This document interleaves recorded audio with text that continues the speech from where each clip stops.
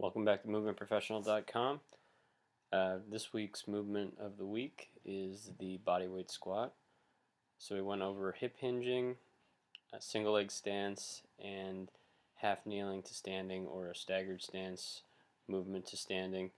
A squat is another position. It follows in line with the hip hinge that we did initially, and you're just dropping down deeper into the movement. So I'm going over in this video two different ways that you can practice the bodyweight squat. You can do it from the top down or the bottom up.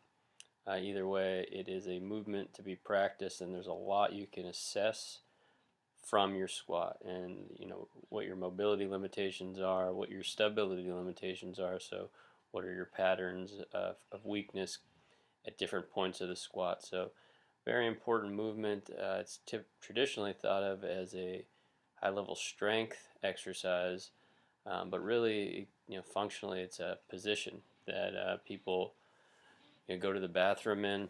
People sit down for long periods of time. So if we can get our squat working well for us, it should be a position that we can use quite often as a transition from getting up from the ground or being able to do things that are at a lower level for us. Alright, so take a look at the video. Throw me any comments on the website or on my Facebook page. Alright, enjoy.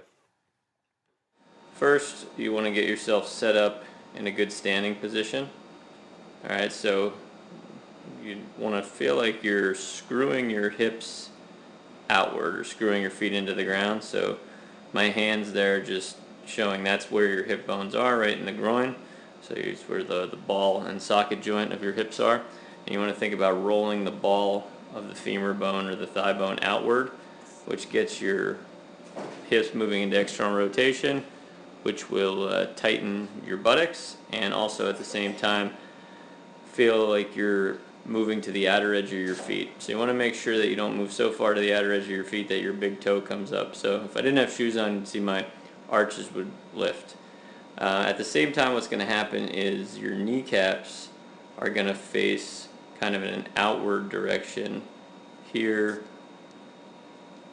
So we're going to be kind of going outward and facing that just by rolling your hips outward. So you're already started in this hip external rotation position. It's important that you brace the spine by drawing the belly in, pulling the rib cage down. And that's just before doing anything. You want to get that set. So you should have tightness in your buttocks, rib cage pulled down, tightness in your abdominals, belly button pulled in, and now your hips are rolled out. You're on the outer edge of your feet with your big toe down, and your kneecaps are facing outward. Then what you're going to do is roll the shoulders back into the socket just by pushing, bringing the palms up, and kind of at a slight angle there, so you can see the thumb angle is going in that direction, which externally rotates the shoulders and sets the shoulder blades down and back. Okay, so now we're all set to drop into the squat. So as you see, as I start going into the squat, I don't have to think push knees out.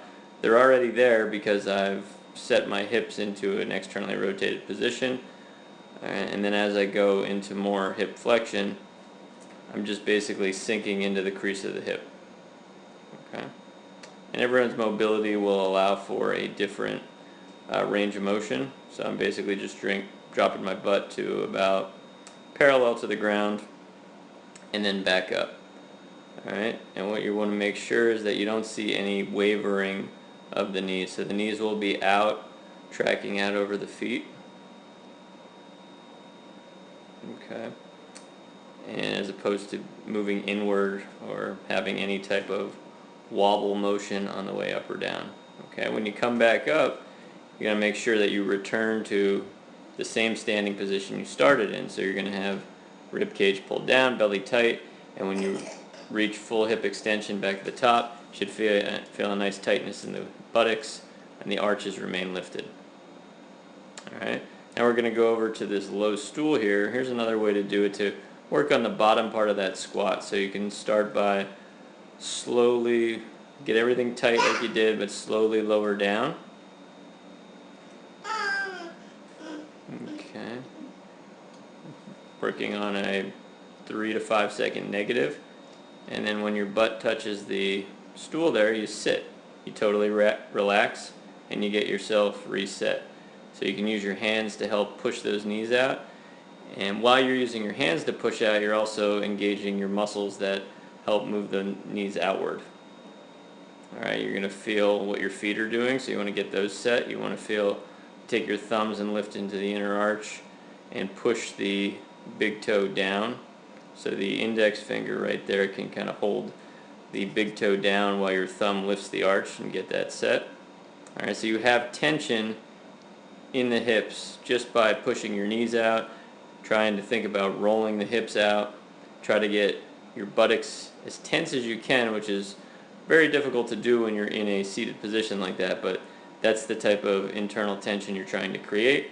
You feel your rib cage pulled down, your belly button drawn in, so try to get as much tension as you can. Shoulders are back by turning those thumbs up. And then you're going to push your feet down through the ground and stand. Alright, come back to that strong standing position, maintaining a nice hip external rotation. Alright, so that is, a sound bodyweight squat, working on technique. Once you get that technique down, you can certainly move faster with it, try to make it a conditioning routine. But for the sake of this exercise, I want it to be used as practice, where you perform no more than 5 repetitions in a very slow and controlled manner.